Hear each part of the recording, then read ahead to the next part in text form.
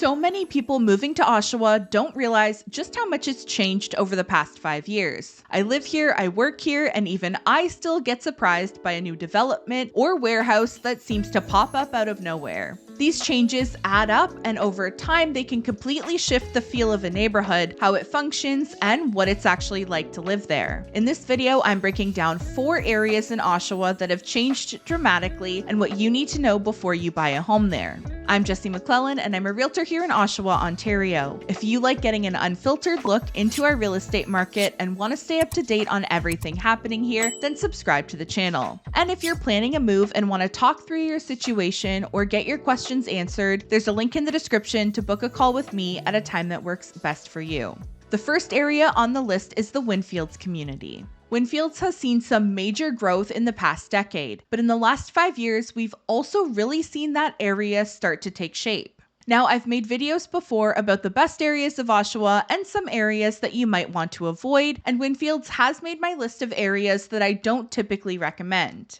It's not that Winfields is a bad area, it's just that usually it's not the right fit for the people that I work with. Most of the people who reach out to me through these videos are young couples or families coming here from Toronto or the surrounding cities, and they're often prioritizing things like safety, affordability, and getting more space. In this area, the more affordable homes are usually condo apartments or 3-story townhomes, which don't offer much in terms of backyard space. That's one reason why I usually don't recommend it. It might not check the boxes for you if those are your priorities. And likewise, if your budget is in line with what some of the large family homes are selling for up there, around the $1 million mark, there are so many options to explore in all areas of Oshawa. However, over the last 5 years, Winfields has seen some major changes. While it's always been a hotspot for students and investors because of its proximity to Durham College, it's quickly growing and becoming what many people are calling the new Oshawa. Here's a map from 2020. At that point, Winfields was already a growing community, but it still lacked the everyday things that residents need. People living there often had to travel outside of the area just to get groceries or takeout. Fast forward to the latest satellite images, which were taken in July of 2024, and the change is very noticeable. While new homes and condo buildings have continued to go up, the biggest impact has come from all of the new shopping and amenities. You'll now find fast food, restaurants, grocery stores, banks, barbers, and one of my favorite things, of course, the new Costco. And right on Winchester Road is the new food truck corral, which runs from May 1st to the end of October, with about 10 different food trucks that have some really interesting options. So now people living in Winfields don't have to leave the neighborhood for everyday essentials as often.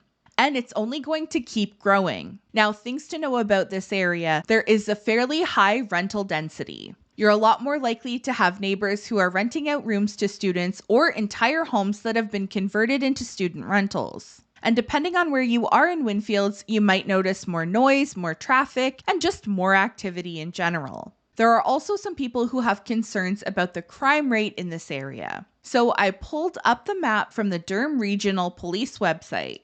This is the violent crime map, and you can see the 2 hotspots are right around the 3-story townhomes and the condo apartment buildings. These also happen to be the more affordable housing options in Winfields and where a lot of the student rentals are located. The property crime map is a little less red and a little more spread out. Now, in my opinion, most of the crime that happens here is probably targeted or more likely to happen in areas with a high student population. And you're probably less likely to deal with things like people trying to steal stuff from your yard or break into your car. But again, that's just my personal take. If you're looking specifically for a newer home in a growing area that has public transit nearby and easy access to the 407, you might like the feel of Winfields, and it could be a good option for you. And there are new public schools and secondary schools being built, which is a bonus for families. But while we're at the north end of the city, I think the next area we need to talk about is Kedron. Kedron is probably one of Oshawa's largest areas by land size, if not the largest, but 5 years ago, the only homes were in this little pocket off of Britannia Avenue, right next to Winfields. I've always preferred this pocket in Kedron over Winfields because it has a similar feel in terms of newer built homes, but there are fewer student rentals and it has more of a family-oriented vibe. It's also very close to all of the new shopping in Winfields, but with fewer of the downsides that can come from being right next to the college and university.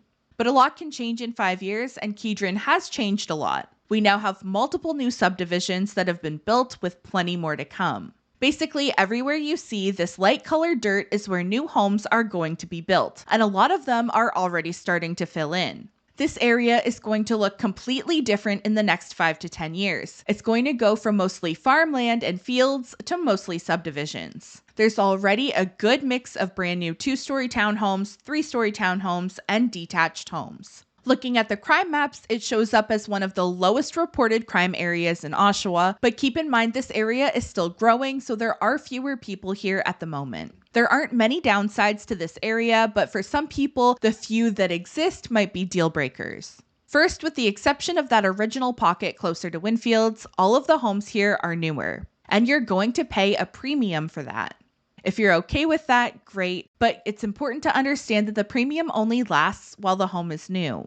5-10 years from now, they won't command that same price point just for being new anymore. The other thing to be aware of is with all of the land around here set to be developed, you're likely going to be surrounded by construction for a long time. There's going to be noise, dirt, and all of the things that come along with being in a brand new neighborhood. If you're looking at a home that backs onto a field, chances are that field will be houses in a few years. So definitely don't overpay for homes backing onto green space unless it's protected, because odds are it's not staying that way.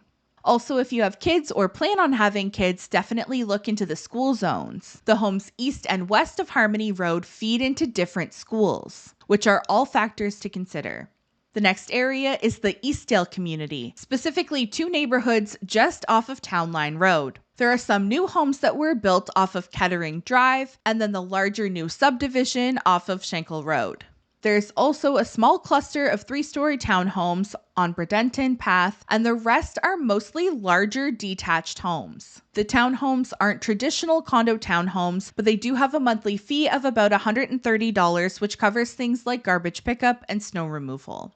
The most noticeable change has been for the people who already lived in that area, especially along El Dorado Avenue. Just a few years ago, many of those homes backed onto farmland. Now El Dorado connects directly into the new subdivision, and those residents went from a quiet street backing onto a field to a lot more traffic and new homes right behind them. It's a good reminder, if you're looking at a home that backs onto green space, always check who owns the land and what it's zoned for. If it's not protected green space, it could very well be developed at any time, even if it's been empty for decades. Also, check the school zones very carefully if you're looking here. It's a bit of a strange setup. The closest public school is Vincent Massey, and it serves most of the area except for those new streets. The new streets are actually split between Gordon B. Addersley and Harmony Heights, which are a little farther away, and your kids may not go to school with other kids on the same street, and they may need to be bused into school.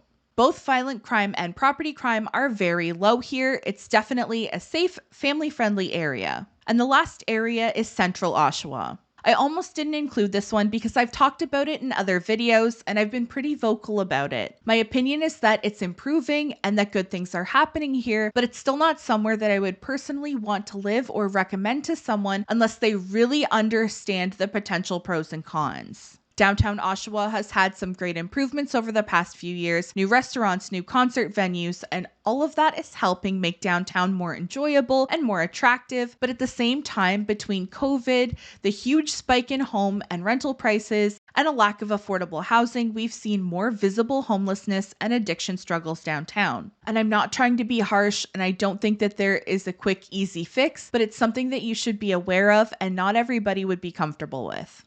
Here's the crime map for Central Oshawa. Both the property crime map and the violent crime map have major hotspots around the downtown core. Most of the violent crime takes place along Simcoe Street, and property crime is more spread out across King, Bond, and the surrounding blocks. This large red area is where most people tend to avoid, especially in the section of Simcoe south of King down to Bloor.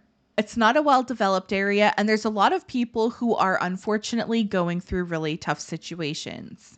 If you live in Central Oshawa, especially near that core, you're more likely to deal with people going through your property, taking packages off your porch, or trying to get into your cars at night. That's just the current state of that part of the city, unfortunately. That said, even though there hasn't been a ton of new development downtown in the past 5 years, there are a lot of projects on the way. There are plans for condo apartments, purpose-built rentals, and more commercial space. And I've actually covered many of them in a separate video, so I'll link that one in the description if you want to check it out. I still believe there's potential for this area to turn around over the next 5 to 10 years. I may not recommend buying here right now, but I do recommend supporting the businesses downtown and checking out a concert, a hockey game, or one of the restaurants. It makes for a really fun night out without having to go too far. Every neighborhood in Oshawa has its own personality, and you just need to find the right fit for you. Watching videos like these is a great way to educate yourself, and I can promise you're already way ahead of the majority of buyers who are out there house shopping right now. Educated buyers make smart, informed decisions, so keep watching videos like these, keep learning about the areas you're interested in, and when the time's right for you, work with someone who has your best interests at heart and is knowledgeable on the areas you're interested in, hopefully knowing a bit about their past, present, as well as some things to consider for the future. If you're considering moving to Durham region and you'd like help finding the right home in the right neighborhood for you, click the link in the description to book a call at whatever time works best for you. Hit the like button if you enjoyed this video and subscribe to the channel. Thank you so much for watching until the end. I hope you found this video helpful, and I'll see you in the next one. Bye!